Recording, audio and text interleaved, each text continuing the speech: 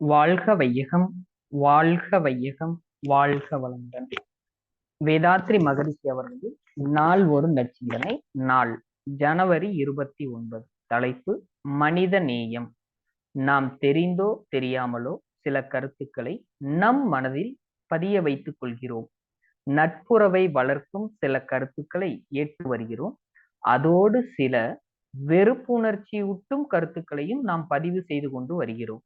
மொத்தத்தில் பார்த்தால் உலகில் நட்பு உணர்ச்சியை விட வெறுப்பு உணர்ச்சி தான் அதிகமாக காணப்படுகிறது.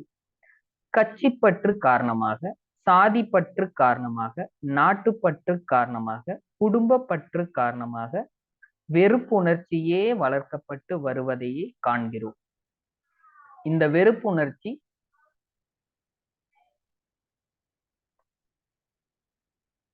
ஒருவர் செய்கிற காரியமோ பேச்சோ நமக்கு பிடிக்காத காரணத்தினால் கோபம் எழும் போதே அது மூளையில் உள்ள சிற்றறைகளை தாக்கி வெறுப்பு உணர்ச்சியை பதிவு செய்து விடுகிறது.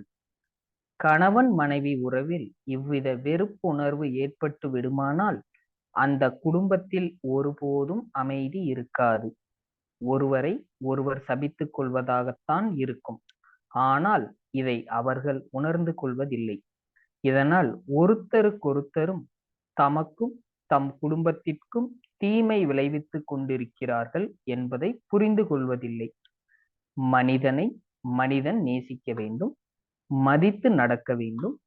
கூடுமானவரை ஒருவரை ஒருவர் எப்போதும் வாழ்க வளமுடன் என்று வாழ்த்திக் கொண்டே இருக்க வேண்டும்.